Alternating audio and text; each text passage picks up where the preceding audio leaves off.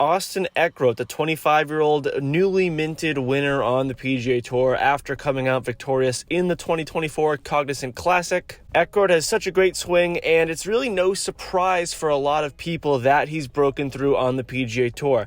He had a really great college career, obviously part of that 2018 OSU team that won the national championship. He won the Walker Cup. He was a 4-year All-American, and last year, a lot of people forget, but he came top 10 at the U.S. Open back in 2023. So great young golfer. Awesome golf swing. Let's talk about the golf swing and a few things that you can learn from it to improve your own motion. Firstly, let's look at the tempo of Eckroat's golf swing. This comparatively is one of the faster golf swings on the PGA Tour. Now, not only is he fast in the takeaway, but he's also fast through the ball. Eckroat can really hit the ball pretty far out there.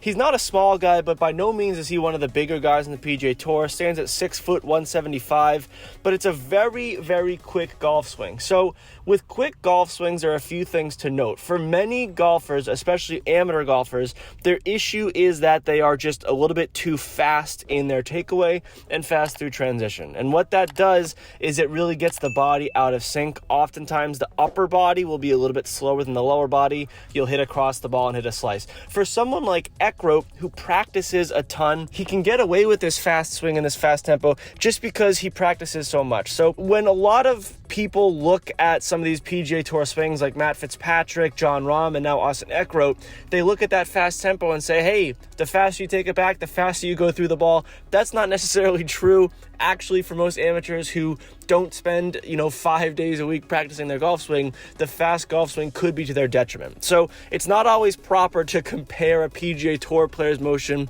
to the motion of an amateur golfer because the PGA Tour player just spends so much more time on their golf swing. That being said, let's look at the move through transition. This is a pretty interesting move to me. So there is a little bit of wrist action for Eckroat. He bows the wrist a little bit, and he comes over plane in transition, meaning the plane that he takes the club away on, his downswing is slightly above or higher than that plane, and that is conducive to hitting a fade. Now, a lot of golfers with, faster golf swings, they generally rely on a fade a little bit more.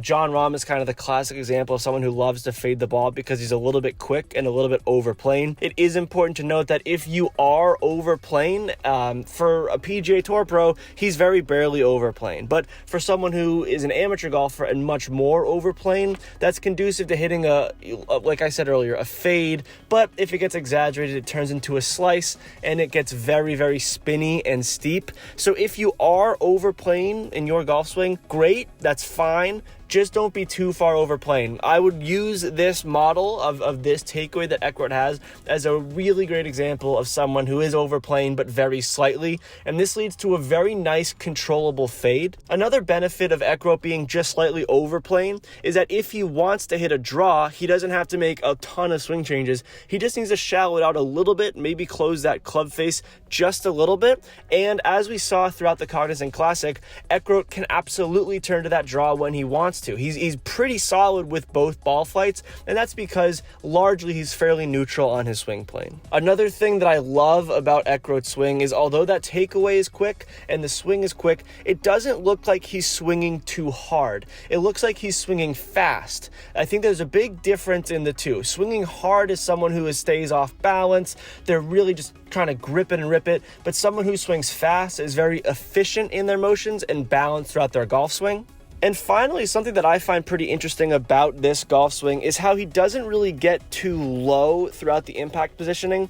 We've seen a lot of golfers recently, especially these younger guys, use so much side bend. Will Zalatoris did it, and it actually got him in trouble with some back pain. Joaquin Niemann's playing some great golf. He gets very low through the ball. This isn't really the case with Austin Eckroat. He stands up pretty tall at that impact positioning, and, he doesn't have to leverage the ground and push up on the ground as much as some of these other guys because he swings with such balance and efficiency, so he can kind of get away with it. So for those of you who don't really, load up those legs and explode through the ball like a Rory McIlroy or a Justin Thomas, this is a good thing to look at through transition as an example of a golf swing that doesn't really get too low and use that vertical nature of the golf swing. He stands up very tall, and it obviously works for him. Eckroat has a complete swing. It's a balanced swing, and when that putter heats up, I can see him him, putting together a lot more great finishes on the PGA Tour. I'm curious to see how the rest of his season pans out, because he's obviously been off to a hot start.